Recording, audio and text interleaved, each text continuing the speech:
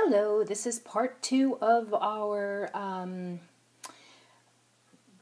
pot holder making video for Lisa, and I'm not doing all of the details because you know what you're doing, Lisa. You know how to sew. This is just to give you a visual idea.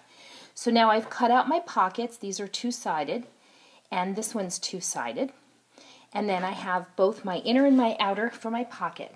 Now what you're going to do is you're going to also cut out right now your fabric, your Insulbright, and any other cotton batting that you want to go with this. So you're going to take the pattern, same thing with your Insulbright. You're going to cut out 2 layers of Insulbright, 2 layers of flannel, or 2 layers of cotton batting for your main fabric piece.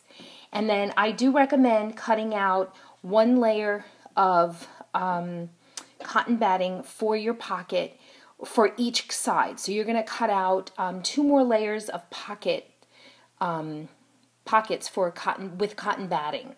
And now what you're going to do is, what I would do with the cotton batting is I would lightly spray it on one of my pockets, line it up, and I like to use basting spray, something like this, which I think I gave you a can of basting spray, right? So you just kind of lightly spray it, you put your cotton batting, and now you're going to treat the piece with the cotton batting as one whole piece. And then what you're going to do is you're going to put your right sides together. This really should have been ironed, but since I'm just doing this really for you, it doesn't make a difference.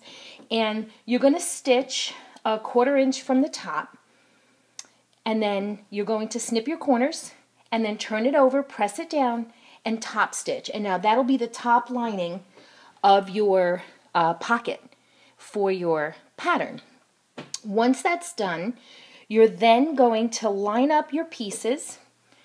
Hypothetically, let's just pretend I have my Insulbright and everything on there. And so now you have your pocket, your batting, your Insulbright, and you have this thick wad. And at this point, I'm not much of a pinner, because when you're dealing with cotton wovens, they don't shift around too much. But I would pin this at this point because you don't want everything shifting too much. Now, my sewing machine has a walking foot, so at this point, I recommend going in and sewing or serging with a 1/4 inch seam allowance all the way around. So now everything is held tight. Oh, I'm sorry, no, take your pockets off. I'm sorry. Put everything together. Pin it, pin the outsides, and then what you're going to do is you're going to run some lines across it. You want to quilt it because you want to hold your Insulbright, your cotton batting, everything. So you can do any quilting design. On the back of this one, you can see in the middle, in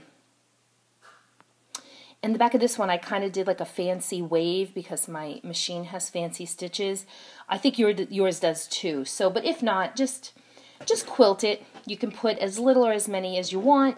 Then you're going to put your pocket pieces on, and then you're going to sew around the edge. I prefer serging around the edges, but I think the serger I gave you is really annoying. So you can just sew a 1/4 inch around the edging, and then when that's done, you would then have this nice bulky piece, and then now that's when you're going to put your edging on. Now this is going to be very thick, and that's why I went with the larger bias tape. If you have any questions, post your questions and I'll answer. If you need more detail on the video, too bad. Love you. Bye, sis.